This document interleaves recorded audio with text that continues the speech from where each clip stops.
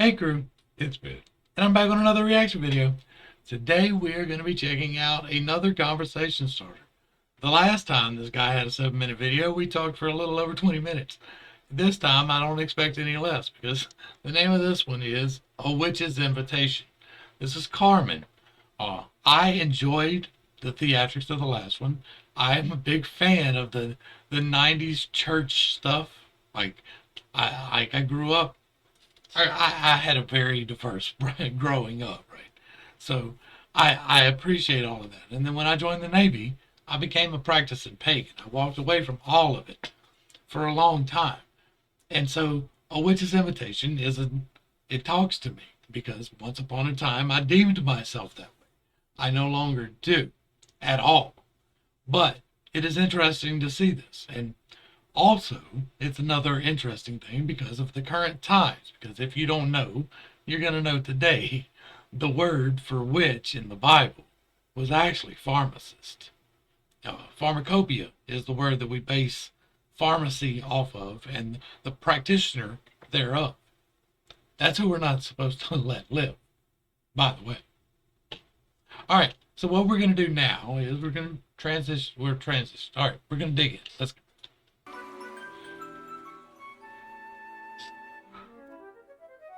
That is that is so peak. Like that's late 80s, early 90s right there. Yes, sir. One peaceful afternoon, I picked up from my mailbox the strangest looking letter I'd ever seen. A chilling little envelope bordered with flying bats and eerie serpents whose eyes were tinted green. Now, the letter was addressed to me, so as I opened it, I froze. What I read turned my complexion 3 shades of blue. It said my name is Isaac Horowitz. I'm a male witch, a warlock, and I feel I need to spend some time with you. Now, as a Christian from a little church with God's call on my life, a man of faith and power with a challenge to grow, I did what any saint would do in my situation. I tore it up, said, Lord, no way I'm gonna go. Then gently and methodically, the Holy Spirit spoke and reminded me we're God's voice to our nation. Truth. It's the church's responsibility to witness. So reluctantly, I accepted this witch's invitation.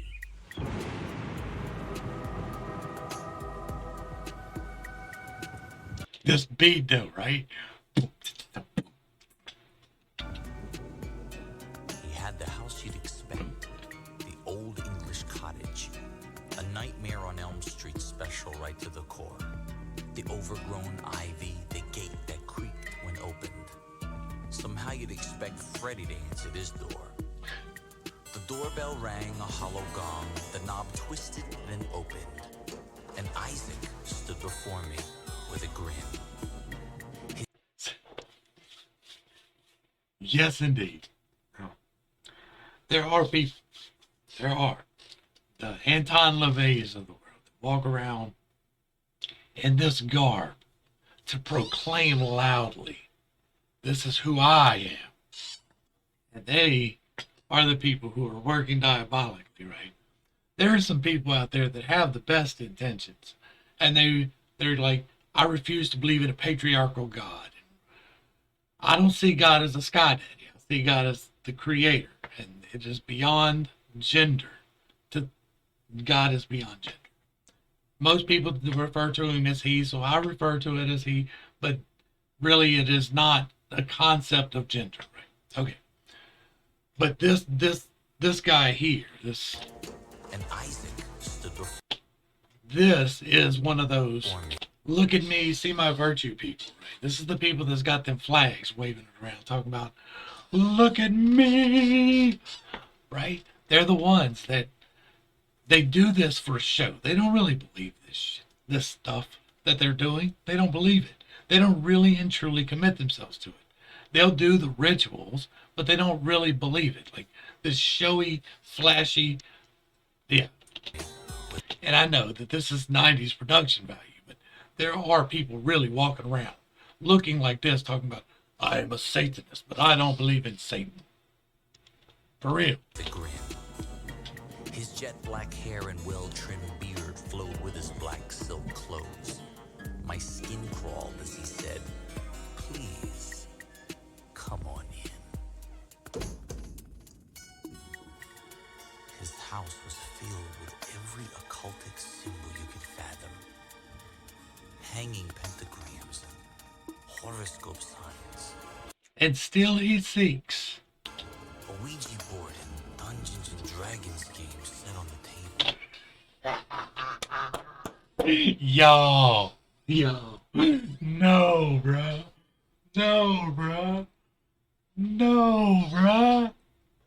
That is so peak. That is excellent. This is the satanic panic of what? Wow. This is great. They said D&D, bro. A Ouija board and Dungeons and Dragons games set on the table. A crystal ball. If you think Dungeons and Dragons is causing kids to worship the devil, you're just insane. Incandescent shine. And graciously he handed me some steaming herbal tea. Its presence caused my memory to jog. I thought of every horror flick I'd seen when I was a kid, and thought, man, you drink this stuff next day, you'll be a frog. That's interesting. You're letting us in on your own mind there.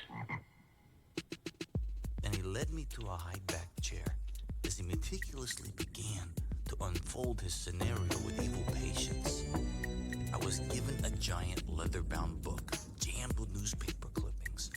Thus the reason for this witch's invitation. Jammed with newspaper clippings. They already got the conspiratorial spin on it. With eagerness, he pointed to each article with pride. He said, "I healed this woman through a Babylonian chant. You see, this man, I cured him while performing druid worship. I was paid to curse this man with AIDS by his aunt." On and on, page after page, delightfully he flaunted each incident for an hour without a breath. He said, "Do you realize through my understanding of the dark regions that I can make you rich? Or even curse someone to death?" Faith is a wonderful thing. Faith can give us hope, love, and health, and happiness, and all the great things of life. And it can also enable things that are not good. People don't like to think about that, but if you have faith the size of a mustard seed, you can tell that mountain to move, and it will. Tell it to cast itself into the sea, and it will go. That works regardless. The faith is the thing. The service that you use it in determines your fate, but it's not restricted from you. Right? That is your birthright from God. And when you do it with the wrong intentions, or you play with these forces and you don't know, or you lack the discipline, or you don't have God behind you, there is a problem. Physics is real, right? For every action, there is an equal and opposite reaction. And objects at rest tend to stay at rest unless acted upon by an outside force. These are immutable facts of physics. These same facts apply to the spiritual realm. These same concepts are the same. Like it's the same thing. And if you're playing with things, like it's at rest until you start fucking with it.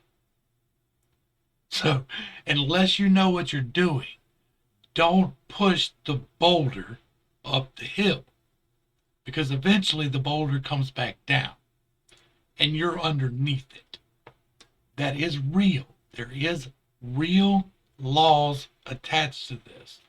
I'm not going to try to get into those laws here, but they are out there. They're in the Bible. Be careful the things with which you play. I sat literally Leave shit at rest if you can. That is the number one rule. Like, that is the number one law in this work. Leave it at rest if you can. Intimidated by his immensity and demon power, while his face shone with a satanic arrogant bliss. Then placing his hands on the arms of my chair and leaning into my face, he said, "What can your God do to compete with this?" I knew then how Moses felt when his rod turned to a serpent, and the 3 Egyptian magicians did the same. It's as if you're sitting there in that stunned moment where your faith gets violated, and all you feel is weak, powerless, and lame. I desperately and deeply prayed, saying, "Jesus, give me wisdom. I don't want to put you through some foolish test." Then a shaft of light shot through my soul, igniting my eyes with fire. God stood me up, and I threw the book back in his chest. I said, "Isaac, I'll not compare God's miracles versus Satan's. The issue's not God's kingdom and Satan's lair. The real comparison is the condition of your soul and the condition of mine, and you puppet of the devil, that I will compare." There we go. That is some greater knowledge hidden. I said, "My friend, one day they're coming for you. The soft associates in your incantations. The friendly demons you think you now control. The time will come when you'll be lying in bed, wheezing like a dying animal, when those spirits lay claim to the rights they own to your soul. Then the room will grow dark, and the most hideous evil faces you've ever seen will come flaming out of the floor with a yell. The vile informants that promised reincarnation will claw your spirit and victoriously drag your soul to hell." Then I grabbed the book and says, "In that moment, which mantra, which incantation are you gonna chant to tell them to leave you alone?" I said, "My friend, I know beyond a shadow of a doubt what I would say. I am bought with the blood of Jesus. Let me go." He done killed that man's bird. He done killed that man's bird, y'all. I said, "Isaac, when you tossed that book in my lap, you gloated with a sinister victory. You rejoiced when you saw your name in black and white." Ah, that self-pride, huh? That self-pride is a bitch. "Now I rejoice, but not that your council of demons are subject to Jesus, but that my name is written in the Lamb's book of life." Then Isaac jumped up from his chair and screamed, "You must leave now!" I says, "I will, but one last obligation. Next time, think twice before you rumble with a man of God. And by the way, thanks for your witch's invitation."